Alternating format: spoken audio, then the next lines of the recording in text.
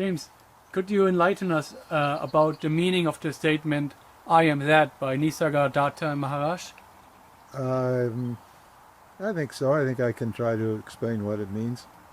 Uh, that statement comes from Vedanta. It's an old statement. It's been around forever, and it's a statement of non-duality.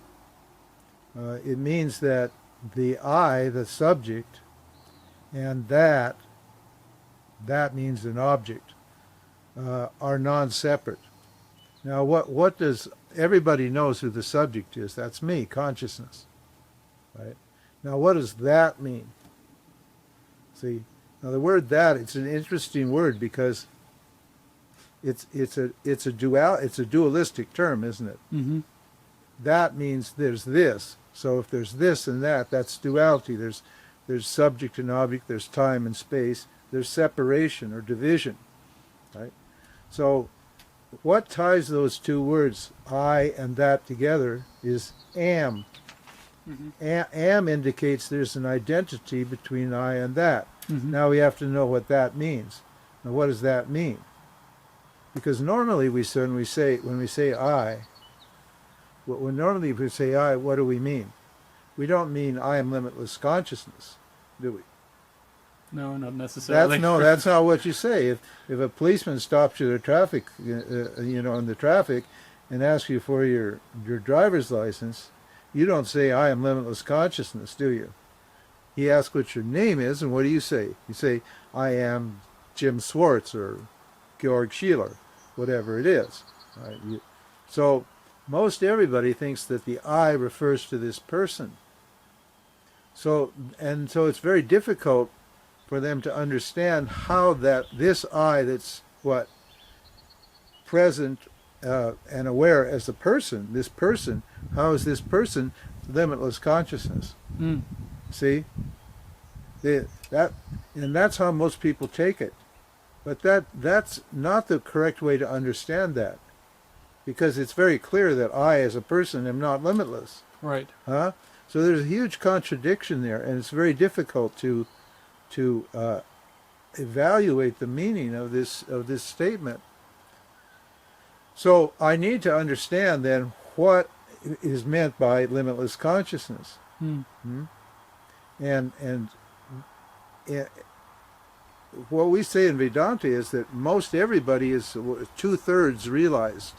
That means they know consciousness or the self is existence, and it's consciousness. Mm-hmm. Mm-hmm.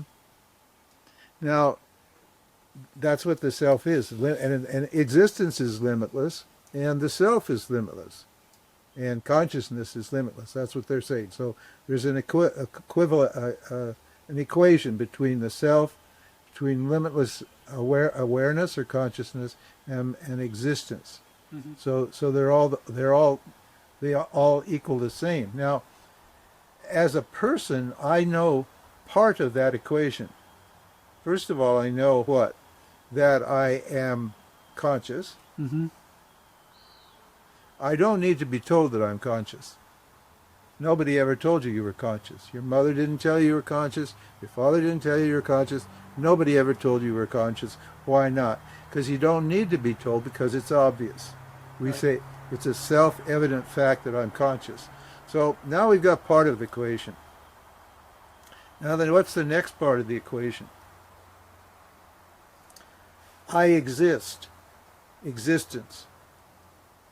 Do you have any doubt that you exist? Nope. No, you don't. I mean, there's all these funny people in the spiritual world that claim they don't exist. But, that's not true, because you can't say you don't exist unless you exist. If you don't exist, you won't be saying I don't exist. So it's very clear that you exist and you're conscious. But, so you are existence consciousness, but what? Existence consciousness is not limited. Mm. So I know that I exist and I'm conscious, but I think I'm limited. That's where Vedanta comes in. Because Vedanta is going to prove to you, without a doubt, assuming your mind is prepared to understand this, and you haven't got a lot of funny spiritual ideas about what I am that means. Yeah. is going to prove to you beyond a shadow of a doubt that by what?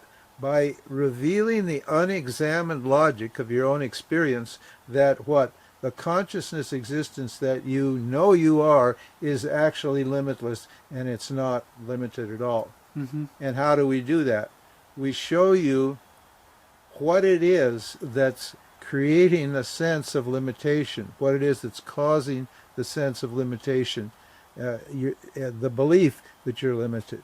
Mm-hmm. And that's called, we call that the teaching of Maya, or upadhis. And an upadhi is something that makes something look like something other than what it is. Mm-hmm. Understand? So there's a factor or a force in you that makes you think that you're limited when actually you're limitless. And if you can subtract those limiting factors, in other words, if you can see that those limiting factors are not you and remove them, then you can discover that the existence, consciousness that you are is what? Is limitless. Mm-hmm. And that limitless means free. So that's how Vedanta sets you free. You're already free, but what you don't understand what it means, and we show you what it means to be free by removing your ignorance about who you are. All right. So that is what it means to say I am. So that. that's what it means. I am that means I am limitless, non-dual, actionless, ordinary, unconcerned, ever-present, unborn, undying, immortal awareness, eternal, immortal awareness. Actionless is another word. Actionless, unborn, eternal, limitless, non-dual, consciousness, awareness, existence. Great. Okay? Beautiful ending. Yeah, you bet.